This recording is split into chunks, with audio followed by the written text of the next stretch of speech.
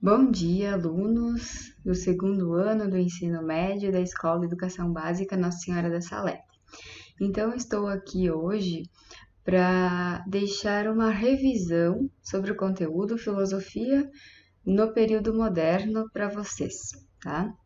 Nas últimas 2 semanas, nós tivemos uma leitura sobre esse assunto, nós tivemos exercícios e hoje eu vou deixar uma revisão para que, caso tenha restado dúvidas em algum aspecto do conteúdo, vocês possam estar esclarecendo. Lembrando que ao final do vídeo também, se vocês ainda estiverem com dúvidas com relação ao conteúdo, podem estar me contatando que eu auxilio vocês nessa resolução. Ok?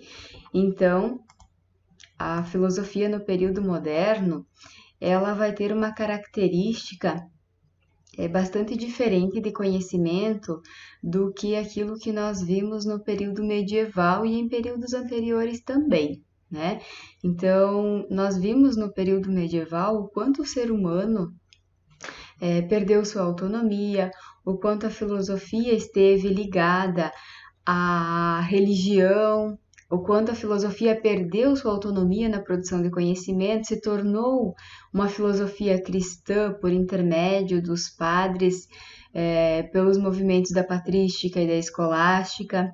Nós vimos uma desaceleração na produção do conhecimento com relação à ciência, e agora, na Idade Moderna, nós vamos ver uma revalorização não somente do ser humano, mas a natureza como um objeto de conhecimento, uma revalorização das artes, uma revalorização do conhecimento da filosofia, da ciência e assim por diante. Então, a gente pode dizer que a Idade Moderna, o período moderno, para a filosofia, ele faz esse florescimento do conhecimento novamente, né?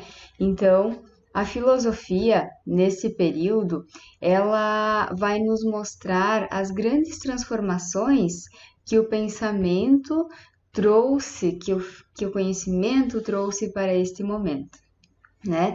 Então, como formas de nós compreendermos as grandes mudanças da sociedade, eu elenquei alguns itens que são importantes a gente compreender, né? A gente passa de um sistema de produção, feudalismo, e começa a surgir o capitalismo por volta do século XVI, final do século XV, começo do século XVI, né? Um modo de produção que antes era artesanal, que antes era um modo de produção mais voltado para a subsistência das próprias famílias, agora ele passa a ser uma produção também em larga escala para comercialização. Nesse meio, então, juntamente nós temos o surgimento da burguesia. Nós podemos dizer que nesse período há uma intensificação na diferenciação de classes sociais entre os detentores dos meios de produção e aqueles que são considerados mão de obra, aqueles que vão trabalhar para que essa nova sociedade possa ter um progresso, né?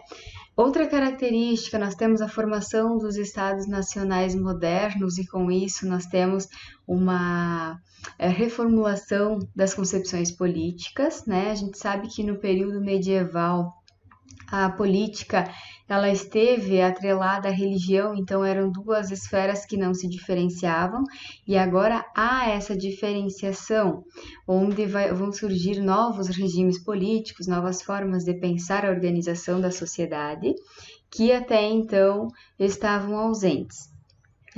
Na questão do comércio também nós temos aspectos como o mercantilismo, nós temos a reforma protestante, que é uma questão religiosa, as grandes navegações são aspectos que também marcaram o período moderno, onde nós inclusive podemos citar a própria questão da descoberta, né, do Brasil pelos portugueses, né, a invenção da imprensa. A imprensa aqui ela se refere à máquina impressora, onde você pode reproduzir o material produzido em grande escala, né? Você não tem mais apenas a sua produção original. Nós temos a descoberta da ideia do novo mundo, né?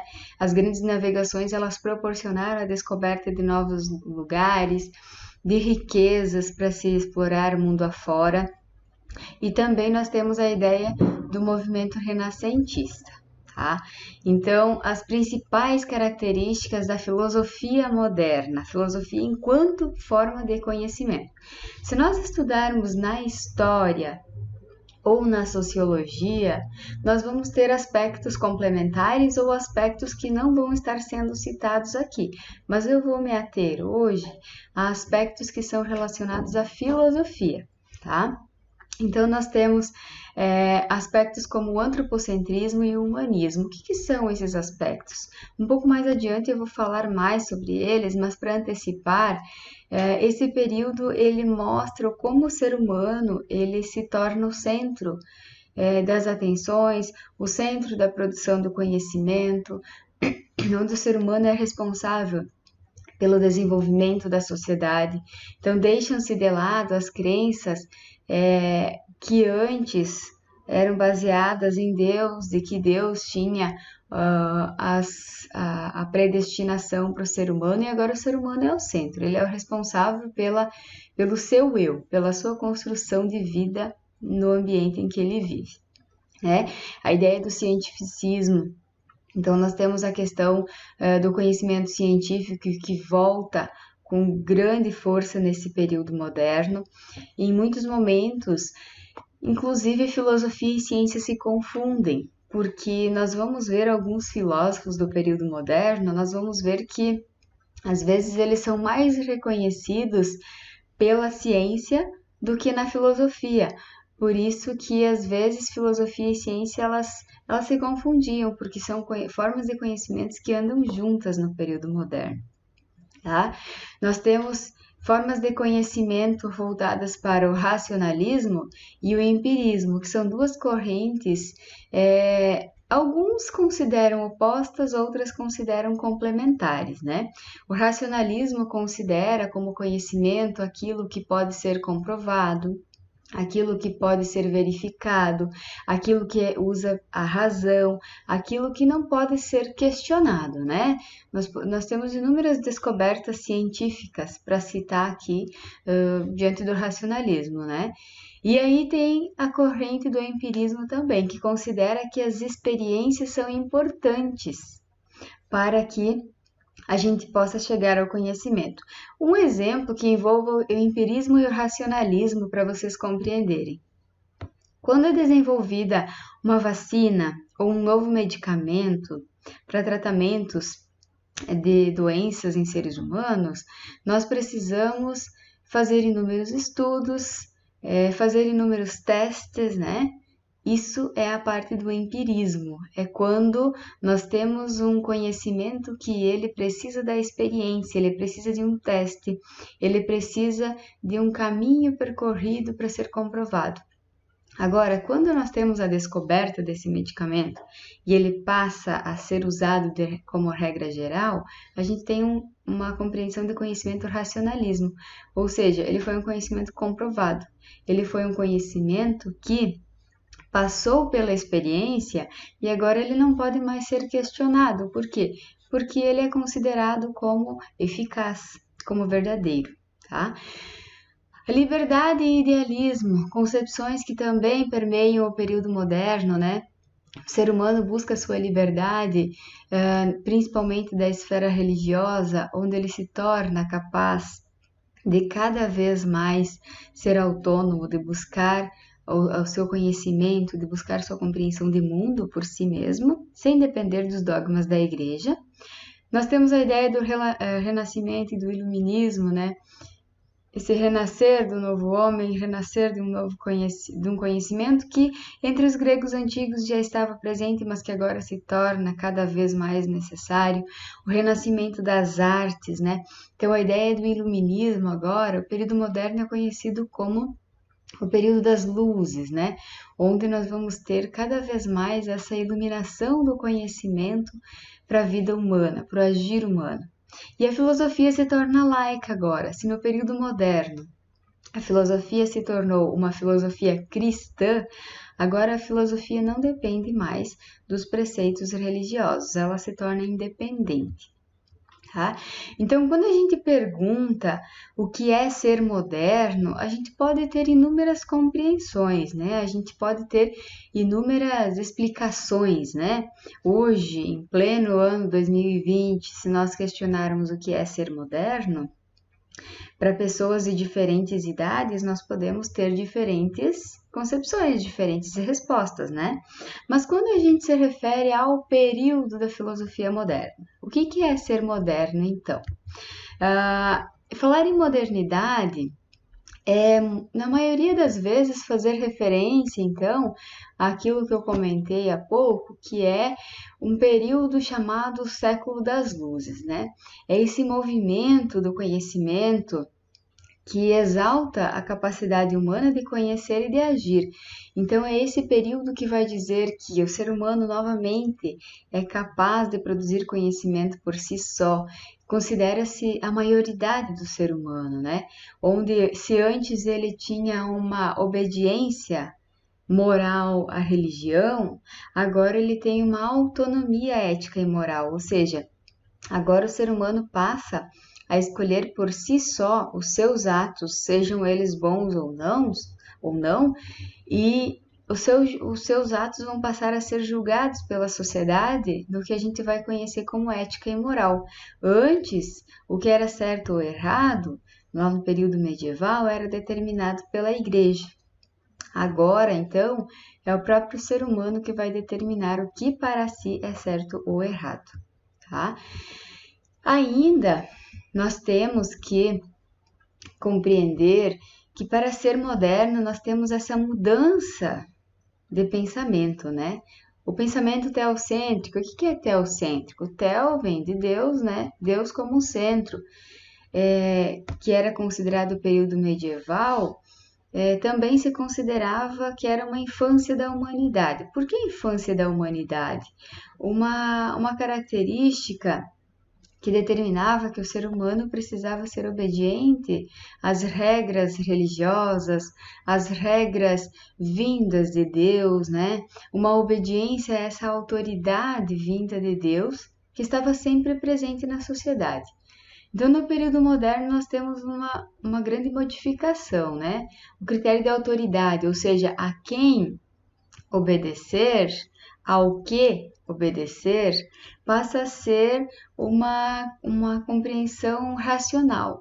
Então, o ser humano ele passa a ter essa autonomia de dizer o que é certo ou errado para si, ou de pelo menos escolher o que é certo ou errado para si, né? Na Idade Moderna, então, só para reforçar, a ética e a política se tornam laicas, ou seja, elas se tornam esferas separadas da esfera religiosa, né? Então, as ações humanas agora, elas vão ser pautadas nela mesma, no próprio ser humano que é um sujeito construtor de sua própria história. No ser humano, que é um sujeito capaz de construir-se na sociedade em que vive, e não apenas dever obediência a uma esfera religiosa como ocorreu no período medieval, tá? Mas é importante nós lembrarmos aqui, e eu venho falando isso em outros momentos, que quando se passa de um período da história da filosofia a outro, não é de uma hora para outra, né? Não é de um momento para outro, não é de ontem para hoje que mudam-se períodos da história da filosofia, tá? Então, essas características de como o ser humano age, de como o ser humano se comporta ou como ele compreende a sociedade, ele foi um processo de conhecimento, né? Ele foi um processo que demorou muito tempo, tá? Não foi, não posso dizer para vocês assim que o período medieval acabou no século XIV e o período moderno começou no século XIV e XV. Não, o que nós temos é uma transição. Então, esse pensamento teocêntrico, ele sofreu um processo de enfraquecimento. Nesse processo de enfraquecimento, nós temos o surgimento do período moderno, em que os dois períodos eles estavam ainda não totalmente deixando de existir e outro não totalmente estabelecido. Então é um processo. A gente diz que o período medieval ele enfraqueceu por volta do século XIV, século XV muito mais, e século XVI a gente pode dizer que é a marca do período moderno, tá? Mas nós temos registros de conhecimentos elaborados por determinados filósofos lá no século XIV que datam já do período moderno. Por que datam do período moderno no século XIV, se nós ainda tínhamos a presença do período medieval? Porque eles marcam uma transição do conhecimento.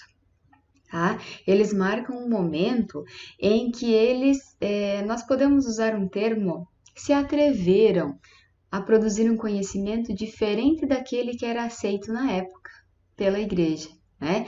Então, essa ideia de ser moderno, ele vem dessa audácia do ser humano em arriscar-se.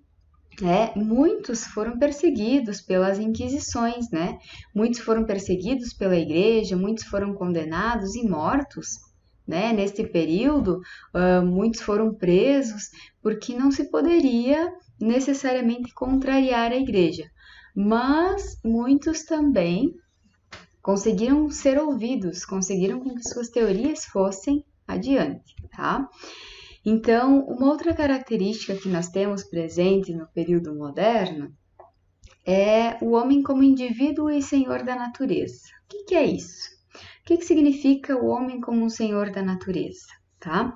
Então, nós temos essa retomada do humanismo, onde o ser humano ele se torna aquele responsável pela produção do seu conhecimento, aquele que é autônomo nas suas decisões, nas suas escolhas, né?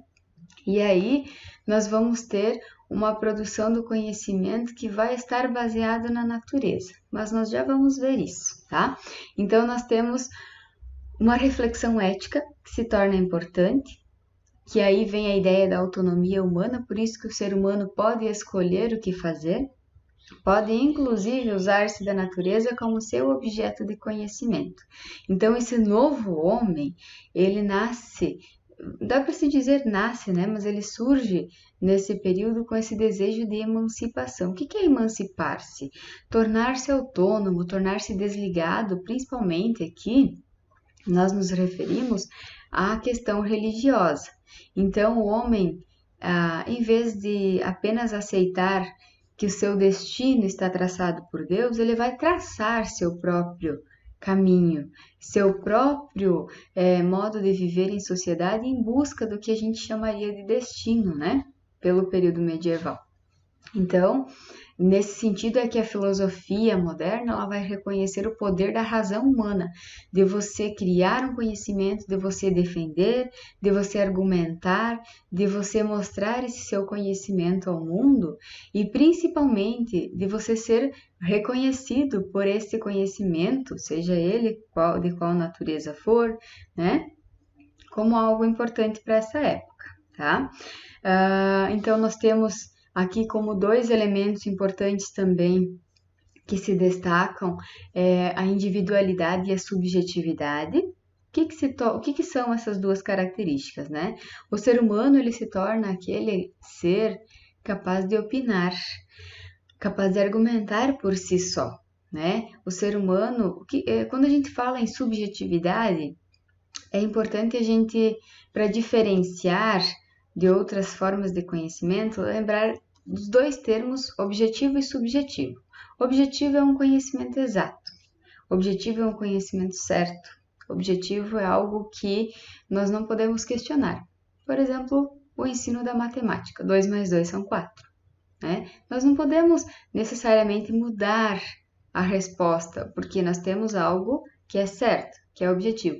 Subjetivo, então, por outro lado, que é o que nos interessa aqui, nós temos um conhecimento que pode estar pautado na concepção do indivíduo, a partir do modo como ele vive em sociedade, a partir do modo como ele percebe a sociedade, como ele compreende o desenvolvimento da sociedade. Então, o conhecimento subjetivo é aquele que vem do próprio indivíduo, sem necessariamente ser um conhecimento que vale para todos, sem necessariamente ser um conhecimento que seja verdadeiro para todos, né? Se eu perguntar para vocês o que é viver, cada um de vocês terá uma compreensão própria do que é viver, porque vai depender da experiência de cada um, da vivência de cada um, das experiências, do convívio, né? Isso é subjetividade. Então, essa subjetividade se torna importante no período moderno para a produção do conhecimento, tá? E aqui, ligando-se ao título, nós temos um aspecto importante, que o mundo natural, ou seja, a natureza, se torna um objeto de manipulação do ser humano. Ele se torna um recurso que o ser humano passa a usar mediante a ciência e a técnica, né? Nós temos várias descobertas que vão estar ancoradas na compreensão de natureza nesse momento, tá? Uma das descobertas que eu costumo exemplificar é a questão do Copérnico e do Galileu, né? A descoberta do sistema heliocêntrico, né, que foi um grande avanço para a ciência nesse período.